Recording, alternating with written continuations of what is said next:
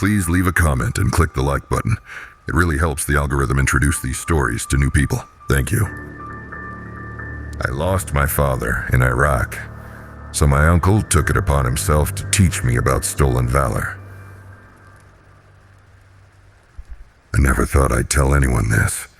It was 10 years ago.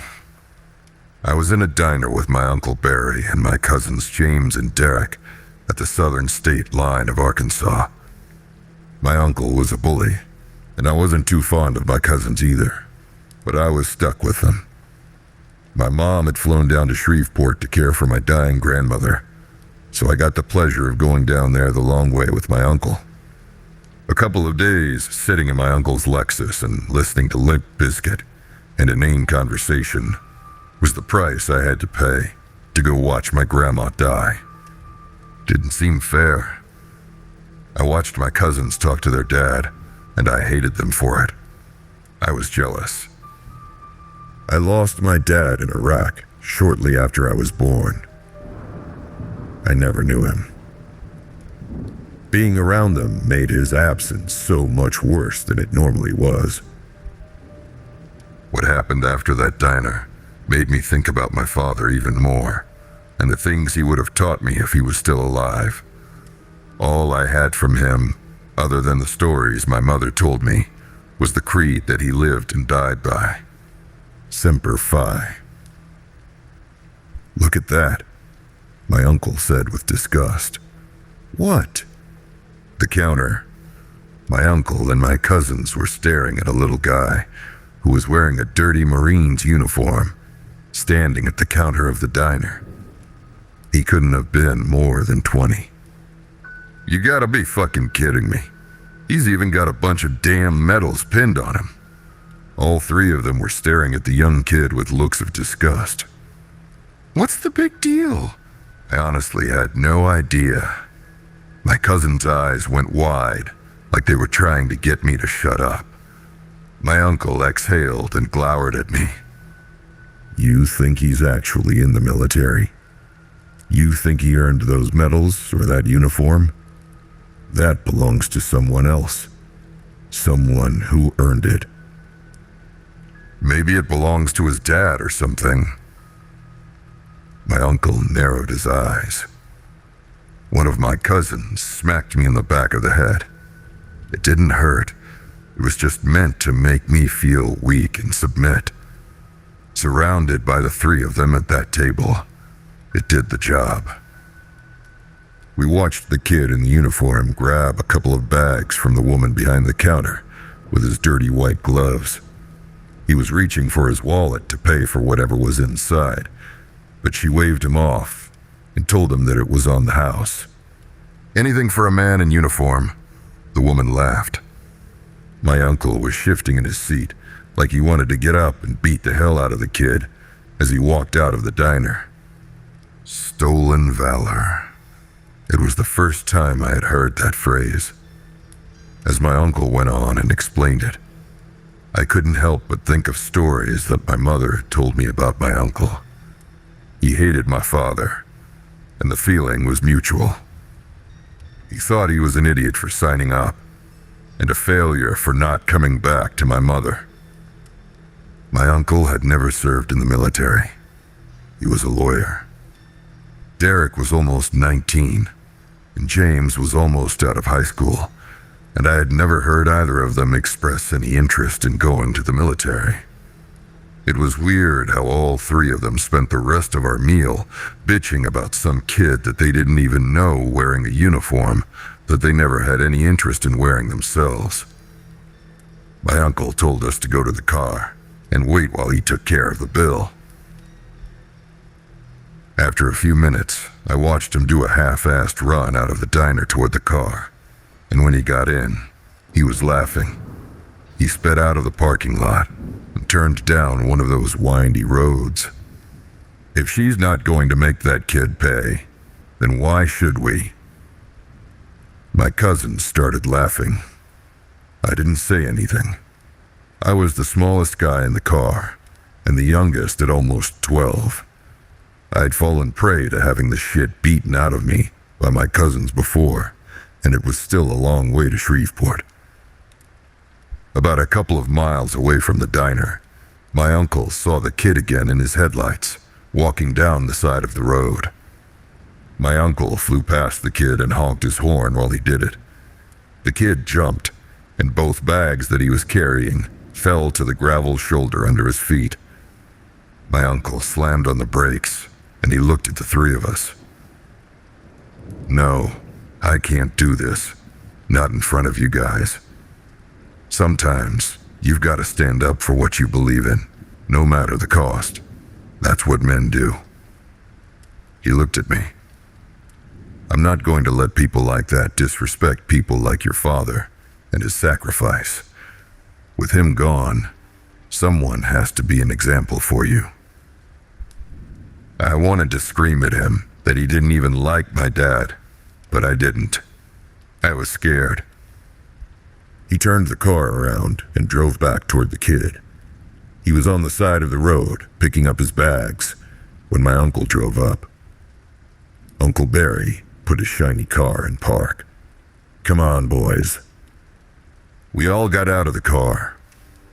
Fireflies were buzzing around like mad on a light breeze in the dying light. I watched my uncle roll up his sleeves while he walked up to the poor kid, who was obviously terrified. He was swimming in a uniform that was too big for him, and that hat was pushing down on his ears, making them stick out straight under the weight of it. The legs of his pants were bunched up and rolled around his ankles.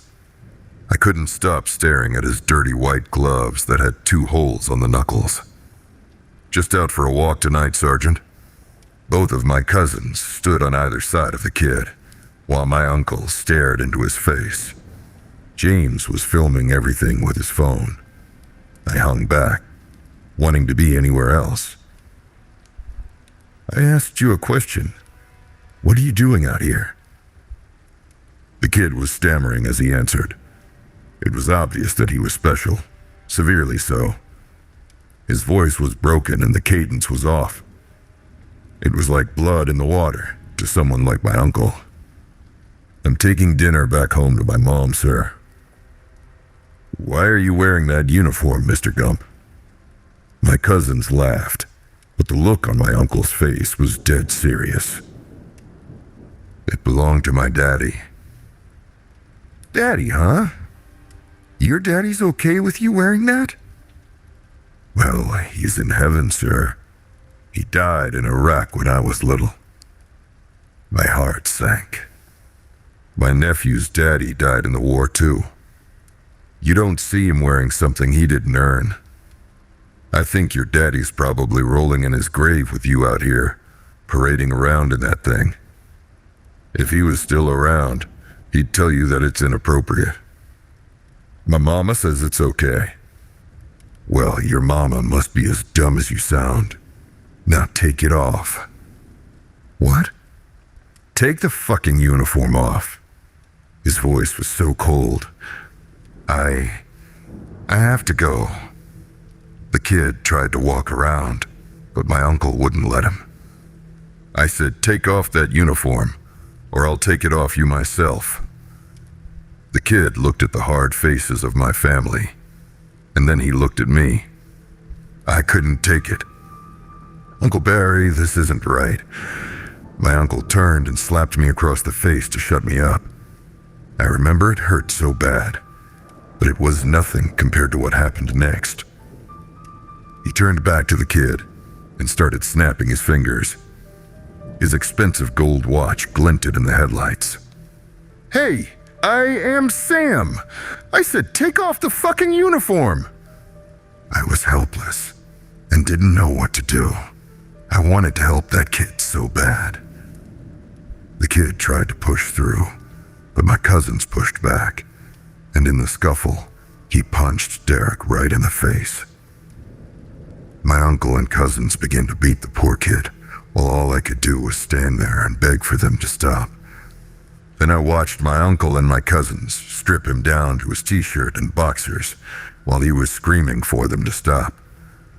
Once they had the uniform off of him, my uncle stepped on his chest.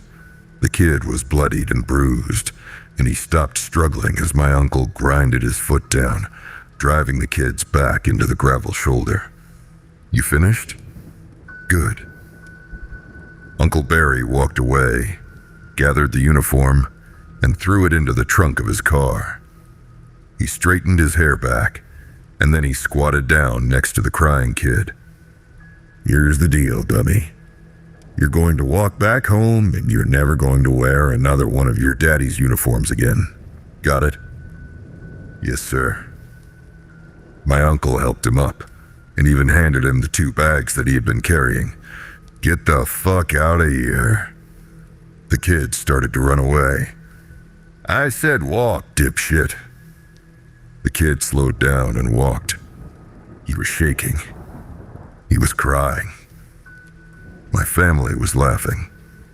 We stood there for a minute or two while the kid walked away, barefoot and crying. My uncle turned to me and gave me a finger gun and a big, perfect white smile. Semper Fi. It sounded like a slur coming from him. Not only a phrase he appropriated, but something he was mocking. We drove off. I stared out into the dark, thinking about that poor kid walking home like that. I thought about the uniform in the trunk. I wondered what my father would do if he were around. I wondered what the kid's father would do if he were around. My cousins couldn't stop laughing while they were watching the video of the whole incident in the back seat. I had been instructed to sit in the front, so my uncle could explain to me that what just happened was an absolute good. We weren't more than 10 miles down the road when my uncle swerved the car to the left and we went tumbling off of the road.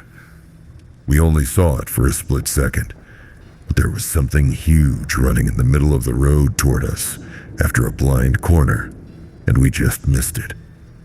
It looked like the shadow of a naked man. Uncle Barry lost control, and the car fell into a gully. We flipped over and over before coming to a rest. For a long time, everything was fuzzy. My eyes wouldn't focus, and everything was dark.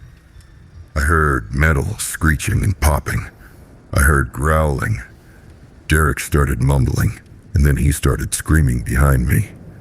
His voice faded away into the distance before it was gone altogether. My eyes started to focus.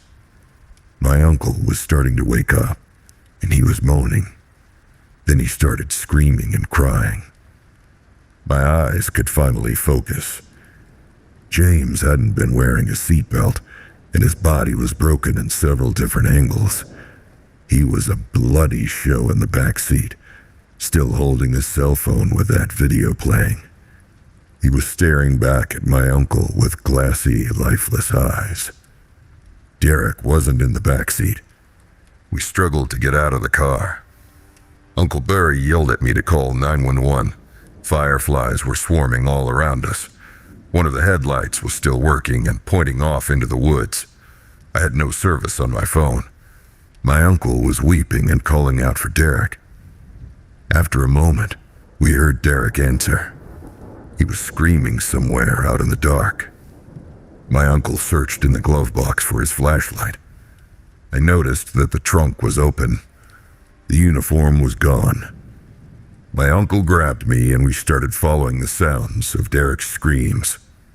The sound was all around us, and we turned several times to follow it. Something must have been dragging him in different directions. He was out there pleading for his life. He was scared. With a final scream for help, we didn't hear Derek anymore. The forest was alive with the sounds of wind and frogs, but no Derek. My uncle yelled for him several times until he fell silent and started crying. That's when I heard it. It sounded like a dog barking, but different, almost like a howl.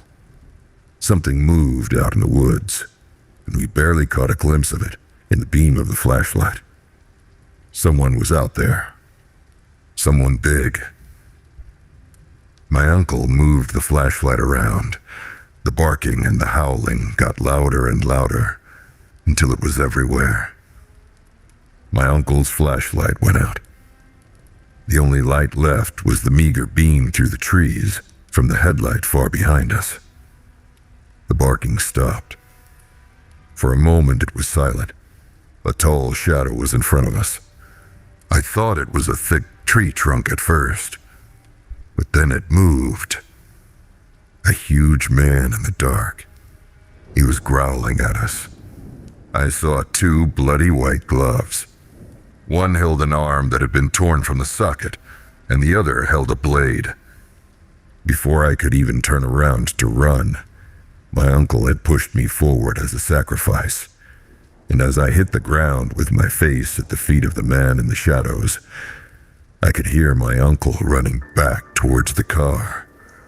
I was sure I was dead, but when I looked up from the ground, the man in the shadows was gone. I didn't move for a while.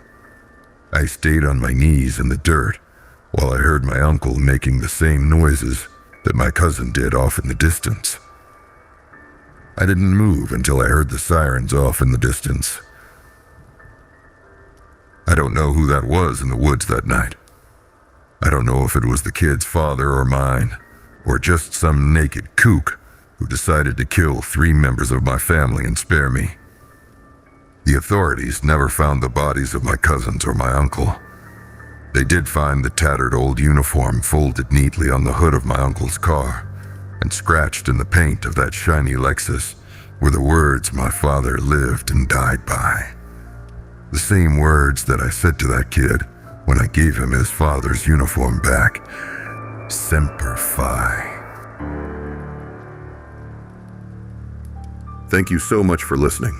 And if you enjoyed tonight's story, please let me know by clicking the like button, as well as what your favorite aspect was in the comments. These 2 things really do help the algorithm know which stories to push to new listeners. For more scares, here's a playlist for you.